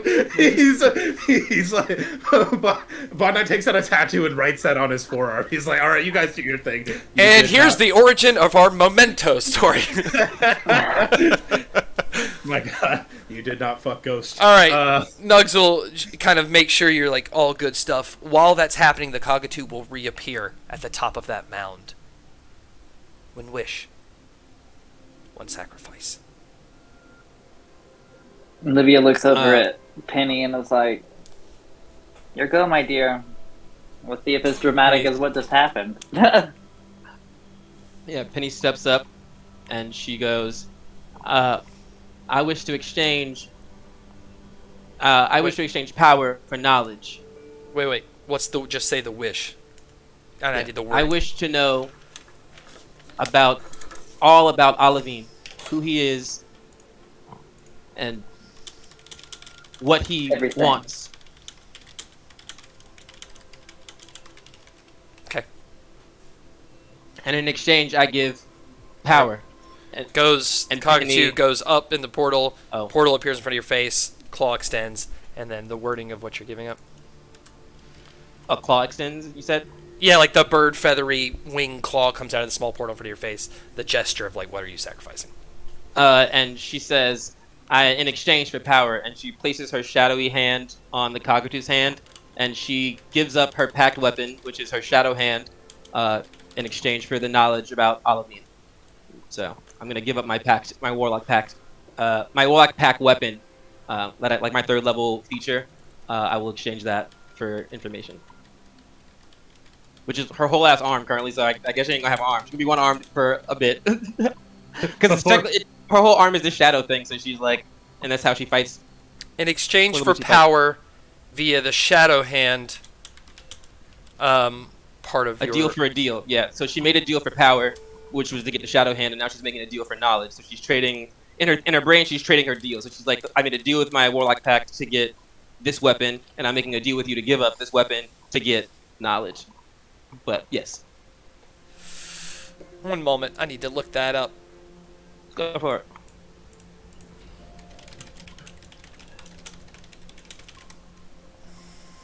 The pack itself is a homebrew one, but it falls into the same circumstances of any other packs. But I can send you. I don't know which one I need to know, but Does the pact Let me give you anything other than the Shadow Hand? The Shadow Hand just does. The Shadow Hand is an attack weapon. It currently does 2d12 plus my charisma modifier, and it also lets me use charisma for my strength checks that I use with my hand, and it can go through holes to use doors. It has a lot of effects, and it has invocations that can go on it. It doesn't have any currently, but it's like this, just like the whole like subclass. It's like part of the whole. It's a whole page. That's a big sacrifice, yeah. She's Yeah. trying to learn how to kill this thing shit now, so she's like, So you're I'll giving give up your whole pact with your warlock. I mean, you still have your patron. It's not the. but- It's yeah. Just like So it would be like the third level. Okay. The third level feature versus the first level. Which is like my deal with my actual deity. Kagatu hand goes back into the portal, and there's a brief moment where Bognak is kinda slowly forgetting the building of Dragontooth. He knows Dragontooth. Where was that building? Nugs is looking at him like, you should be so ashamed. And as Penny's looking around like, is nothing happening? Slowly, like Thanos has snapped, that arm is going to dissipate until the entire arm turns to ash and floats away into nothing, all the way up to the nub, where there is no longer a right or left arm, whichever it was. Her left So arm. you only have one arm left now. But you are going to learn this, which you can choose to share with them or not. Olivine was born in the town of Northdale before it was turned into the Goblin Kingdom. The same year it was taken over by the goblins. He was the product of the opposite of a wish spell and does hold all of the souls, all of the thoughts of the Dragonborns that ever existed that were alive at the time. And it is a constant sound in his mind that keeps him unable to focus, which has made all his abilities and powers and breath weapon very jagged and sporadic. And he's got a very thrash ability with all his abilities. His spells and stuff are all wider than the majority of spells because it's kind of in every direction because he can't focus. But also, for every day Olivine has been alive, for every hour he has been alive, it has been a day in his maturity and development. So if he has been alive 10 years, he's actually been, however many days that is, or how many hours times a day. Like, he might be 100 and something years old, but he's actually thousands of years old. He is invulnerable. You cannot get through him. You still can do mental effects to him that don't do damage, but it is extremely hard to get through. He lives alone inside the frozen over Bastion Kingdom, and he was raised by 4 adventurers that found him, and they died while making him a promise to protect him, and he feels guilty for their deaths, that he couldn't control his ability to keep them together, that he failed them, and he wants to make a better world for them where people like them cannot get hurt anymore. And by doing that, take out all threats, take out all life, clean this material world, and use Cthulhu to suck out the souls from his mind so he can focus and rebuild the perfect world for him and his love, Landria Fatale. So they are dating. He came to Landria after he saw her rise through power with Summit and saw her opportunity, all the opportunities she had, and gave her what she needed to trick Summit into creating this place to bring forth Cthulhu. This was Olivine's idea, and his girlfriend essentially got it done for him while he patiently waited. And now will come his time where Cthulhu will extract the souls and he will be clear, and nothing and no one will be able to stop him. Penny's like,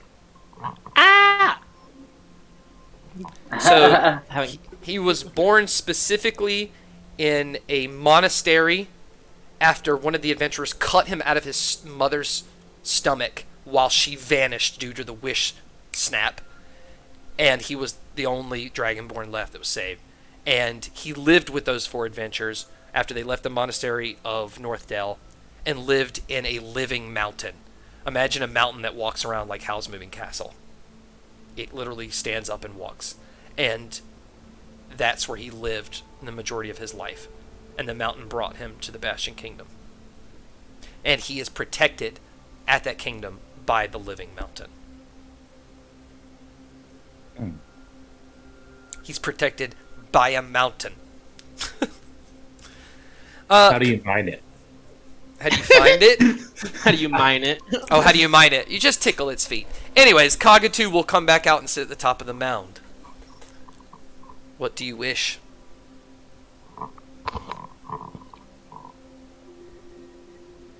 So at this point, Livia will walk up, kind of. Bee's waiting for her final shot. And this is my wish portion, right?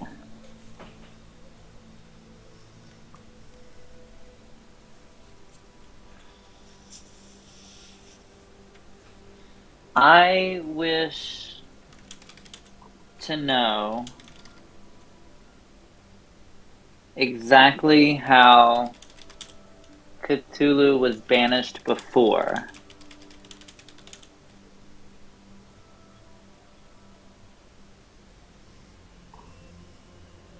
And how to, like, take her out, essentially, and, like, do it again. And how and to that's my take wish. her out. Goes up to the portal. One appears in front of your face. The gesture of the receiving. What are you sacrificing?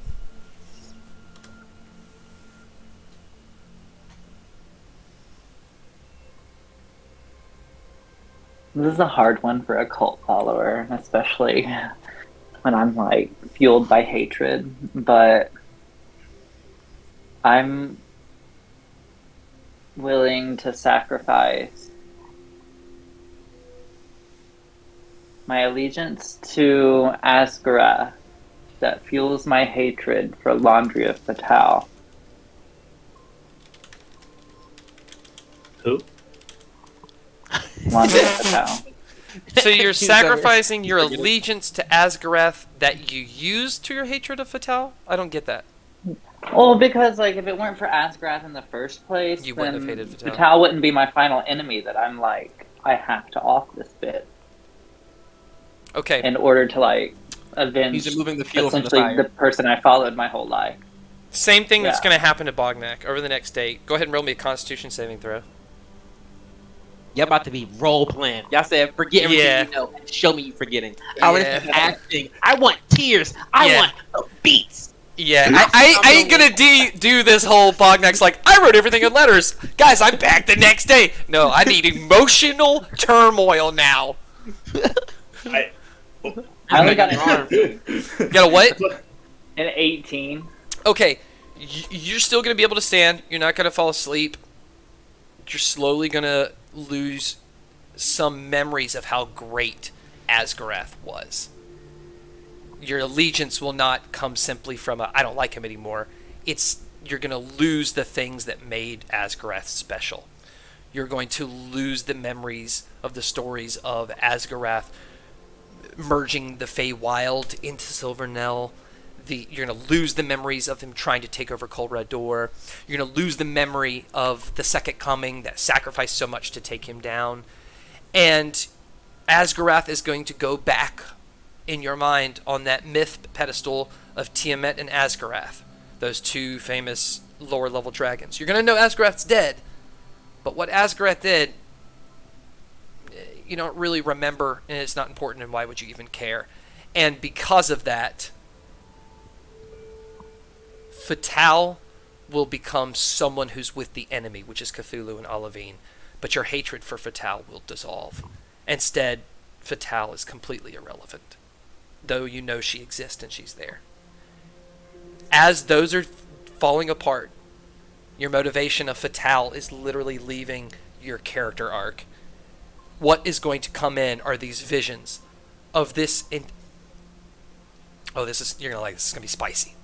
You're gonna see in the middle of vast nothingness, black, nothing, no sound, no smell, nothing. A single cube that has No. that has different textures all around it. Any texture you can imagine is there. And as you look closer in this mind's eye that you have, this cube is not simply a sugar cube. It is a vast conglomeration of what seem to be different terrains and worlds. And there's a huge chunk missing. And as you look over, it's Silvernell, floating in nothing. And past Silvernell, far, far as if you're flying on a rocket for years, you get to this other decrepit piece that looks like it's been crushed over in this like semicircle with this black, smoky life on top of it, where you see tons of Ithalids, this race controlled by Mother Cthulhu. This is her realm. And you see her desperately want to get to the material world because her space is full. And there is this tunnel, glowing red shard, crystal tunnel, so to speak, crafted with the help of her whispers coordinating with those of the material world, great wizards and artificers and dwarves. But as Cthulhu is trying to go through this tunnel, the wizards and everyone who helped create this in the material world broke this tunnel, and it shattered and imploded on itself somewhere in the silver swamps, and the pieces shot out like a volcano, erupting all over the Silver Seas, Cinder Island, and parts of Asmar Plains into sentience, which was derived purely from the power of magic and the will of Cthulhu bashing together. And Cthulhu never got to go to the material world and was trapped back at the Ithilid planet, so to speak. So Cthulhu's never been to the material world. This material world. Is she a material girl? So it's not technically... I was waiting for that. It's not another realm. It's technically another planet. But I'll say for the time being, until I can figure out my lore more, that these are two separate material worlds, so to speak. She sounds banishable. Yeah. Get out my house! And how to take her out. And that's why she was banished. It wasn't really banished. More like, no, can't come in. Cthulhu is a very healthy Ithilid that regenerates its health while on Silvernell's material world. Very healthy. And your options, the two best options would be to kill it faster than it can regenerate, or banish it back to its home via some sort of teleportation or some sort of banishment. Probably, if you can reform the tunnel back in the Silver Swamps. So your two options are to kill it faster that it can regenerate, or get it back to that living gate and throw it back down the toilet. The bird reappears for the last time on its pedestal. Doesn't say a word, and just eyes the one with questions. Yes, that's me. Oh, finally, I'm starving. No, I know I only gave you a 2 out of 10, but I'd really like to eat you.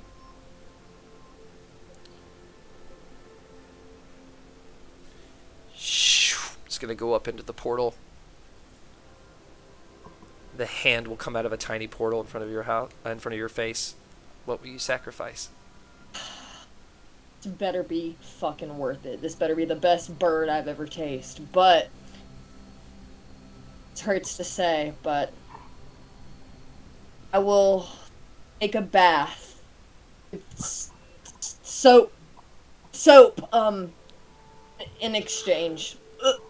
And she like gags a little bit, just thinking about the thought. The bird will widen the portal. Step out, 8-foot by 8-foot giant bird, massive to you, 3 times, 4 times your size, just right in front of you. Fire is surrounding you in the jungle. Dinosaurs are screaming. Animals are being burned alive and dying around you. The smoke from the volcanoes and the destruction, the sounds of things exploding, the end of the world, so to speak. Kagatu just looks you up and down, sees the stink lines rising off you, flies that are repulsed by your stench.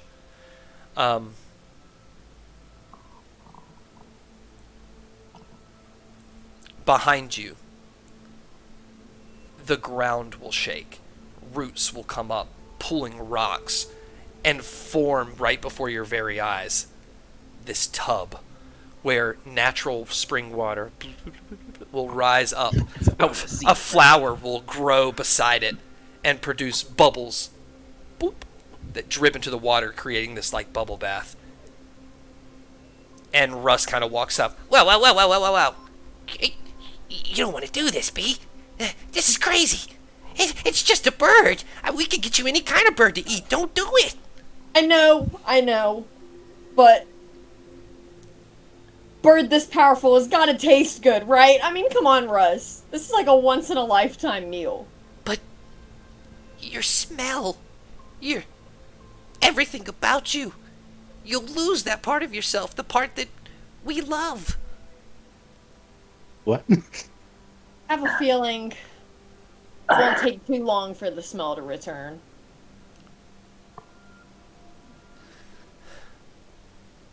I'll see you on the other side. He just nods as a single tear falls from her eye that she like kind of blinks away as she turns around to this pool that's formed. And she'll almost like dive in. She'll like jump up in the air and try to like dive in it.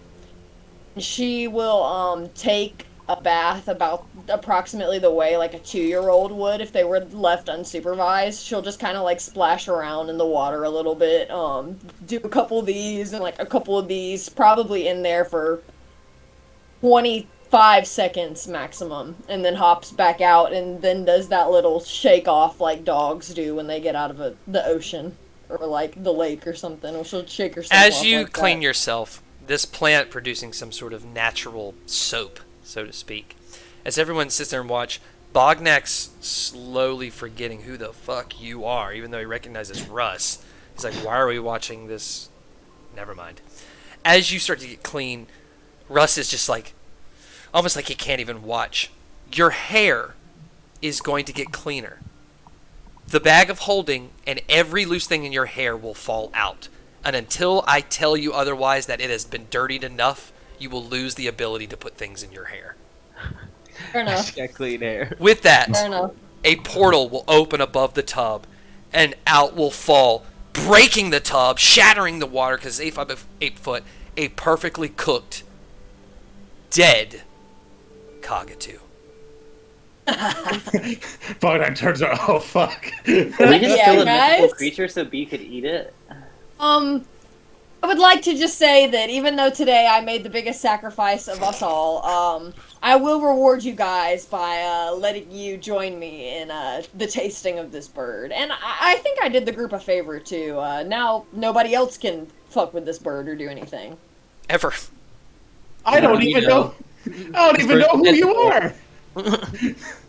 Yeah, before He's like- responding, Livia Like, Bognak, what the fuck are you talking about? Right? There's this massive hole inside Livia now, and she's like, maybe the only way to fill this is to eat. So, I'm gonna dive in. Dives in. Well, all I know is I definitely don't have sex with ghosts. That's on my. I wrote it. Oh no, you do. You do. I wrote, why would I get the tattoo if I did that? And then, but I'm hungry too. And That was actually an opposite day joke that we kind of like pulled on each other. You remember opposite day? Oh shit, you probably don't, Bognak. But Yeah, Bognak, don't worry. We'll help all your memories come back, and they'll be the right ones. We got you. Bee's gonna say, "Don't worry, Bognak. I wouldn't lie to you. Look," and she'll roll up her sleeve and she'll reveal the matching tattoo that she has with Bognak from like episode 3 or 4. You can trust me. See, look, we go way back. You do not remember giving that tattoo. Bognak looks at his wrist. The tattoo is gone because his body's the same as the first day he ride a Dragontooth. And so he's like, "Who the fuck?" and as you look at that missing tattoo, but see the "I don't fuck ghost" written down, you forget Will Hamming. So why do you have that written on your arm? As all of this chaos is going on, Penny's now getting the feel with only one arm, figuring out what this is going to do and how things are going to change. Livia's refining purpose, maybe through eating this bird that doesn't seem to quite be doing the trick. Bognak's starting to forget everything. Bee smells great. Cleanile and Russ kind of join in on the eating. The wizards kind of start blasting as a herd of dinosaurs goes back, and you just see Russ look at Bee and kind of back up and close his book and sigh and put his book away. And with that, that's where we're going to end the session tonight. What's wrong with you, Russ? We will come back next time in the middle of the Cold Door jungle, burning all to apocalypse hell. The cockatoo is gone after 3 years of Silvernell. That is gone. Well, it was when we found it last time, it was dead as well, and we brought it back because we were heroes then. So it would make sense that we killed it this time. Well, that was because Escanor dude beheaded it. Yeah, I believe it was Escanor. Yeah, it was Escanor. He got the wish. Then it was Escanor's clone. Right. Killed it. We brought it back. But there's Then never, we just ate ever in the history of Silvernell, of the hundreds of thousands of years that this thing's been alive, that anyone has wished it to be dead. And it just did it. It said, okay. Yeah, just so, in taking a bath. Like, everyone's like, keep this alive, it can give us things. She just wants to hungry. eat it. I'm hungry. Y'all expect more from B? He was the thing talking about all the shit going on around me in my hometown. That's supposed to be B's problem? That's supposed to be my problem, bro? I used to steal from them bitches. I hope they all die so I can take the rest of their money. Hey, all of your treasure. This is Ben talking. All of your treasures melting. all of your treasures. Oh shit! I also like to imagine when that bird hit the tub, all the things that came out of her hair, just like gold and stuff flying into the air. It's like a rain. When B was like, I'm diving in, I'm like, okay, so when she dives in, as soon as she crosses that water threshold, Sailor Moon transformation went on in my head. I was like, oh, it is whole given every B, clean B, that is what it is given. B at this point. B, this is the most beautiful B will ever be. So. She's always beautiful in our eyes. Not to Russ, apparently. Russ is really disgusted with the clean said, my B. boner is gone. Anyways, we'll get into that for episode 43. Thank you, everybody, for watching. We hope you had a good time. If you're watching us on YouTube, like, subscribe, and share. And we will see you next time for episode 43. Bye. Bye. See you next time. I don't know how deep you are. Goodbye.